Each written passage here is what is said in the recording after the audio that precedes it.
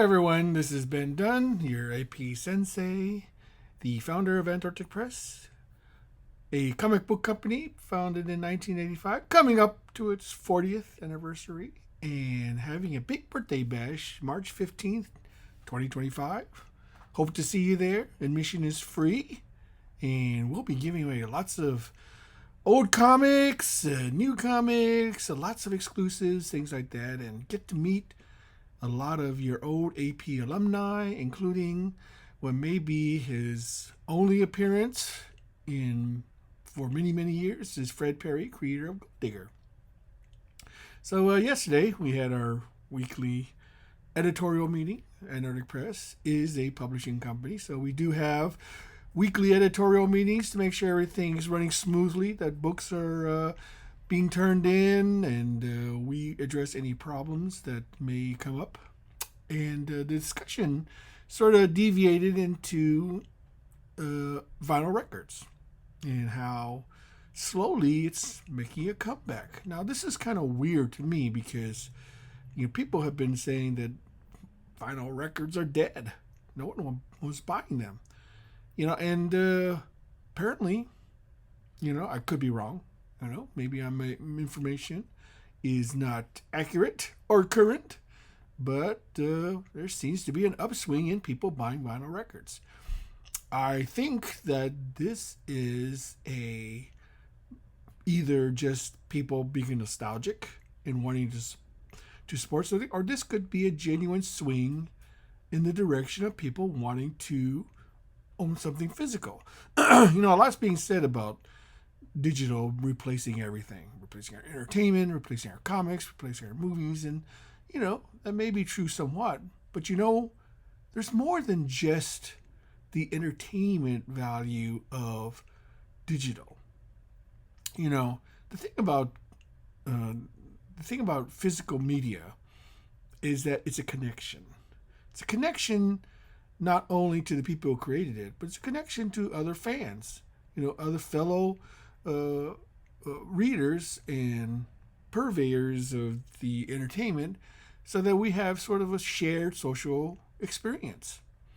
It's one thing to sit by yourself, reading a digital comic on your phone, or your laptop or your, what have you, but it's another thing to be able to hold something, to own it, and to share it with a fellow fan that also shares your enthusiasm, and wanting to become part of your life. It's difficult to do that strictly on a digital medium because, it's hard to sort of show something on your phone, and skip through the images that are on there, with a fellow human being. Someone that may want to share that experience with you. Much easier to show a comic to them and let them peruse through it and read it for themselves and touch it and hold it and feel it and share that experience with you, the individual. Maybe the person you share that comic or sit with a movie in a theater with a bunch of your fellow human beings, that they too want to become part of your shared experience. And a lot of people are not upplaying the fact that we are social beings. There's an old saying that says no man is an island, and this is very true in fandom. It's one thing to collect something, but what's the point of collecting it if you can't share it? One of the things I notice about comic book collectors, is that they love to show off their collection. If it was just you wanting to collect, that's fine. Whatever floats your boat. But I like collecting because I enjoy reading the comics that I get. And get lots of great ideas from comics from the past. Things that somehow can resonate with you, so that it gives you inspiration to want to create your own stories and your characters and such like that, and share with other people. Because really, what's the point of doing any of this except to share with other people. Of course, there's a monetary factor. Of course, you want to be able to make a living off of what you've created, and that's the ultimate dream for a lot of creators, is being able to actually make a living doing what you want to do, as far as creating is concerned. Yeah, I mean, I think right now there is there's a lot of being said about digital trying to replace comics, and I don't look at it as replacing it.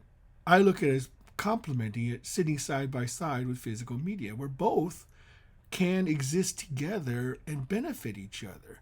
Shouldn't look at it as an antagonistic, relationship.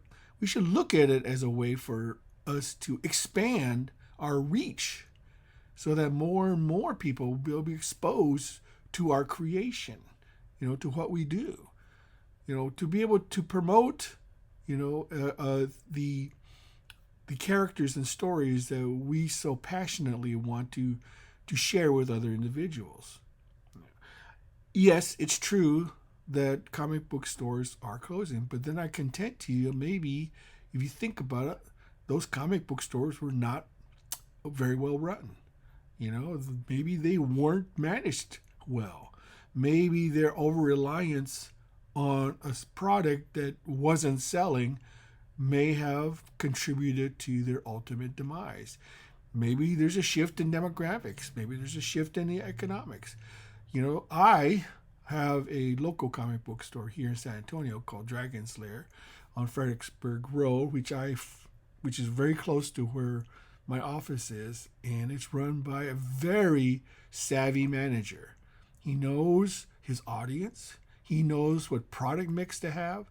He carries a lot of independent comics because he knows that over-reliance on just two comic companies who just produce nothing but superheroes is not going to keep his comic store in business. Right now, he is very successful. He does games, he does toys, he does vintage products, and he has a huge, wonderful mix of indie comics on his shelves. And that's where I frequent to find what's the latest coming out. And that to me is a sign that people will buy and support a comic book store if you give them what they want. And that is the key to success. Give the people what they want.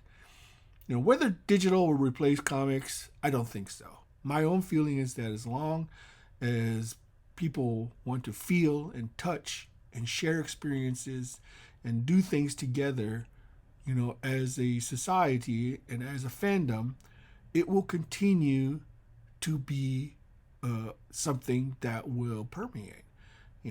Yes, the cost of doing comics is rising, but I think that eventually it's going to reach a peak, and even printers have to realize that if they charge too much for their services, then the demand will slowly dwindle and die down, or they'll find other options. I would long for the day where I could have a home printer at home where I could just bang out my own comics at my own pace, and be able to. Sorry, I had a little glitch there, so I'll re-recording this end part. But anyway, it would be wonderful if we ever get to the technology where I could have my own printer at home, where I can make my own comics and staple them and put them together and trim them, and just send them directly to consumers. But until that day happens, then we're just going to have to rely on printers. So anyway, that's just my thoughts for today. And until next time, this has been Dunn signing off.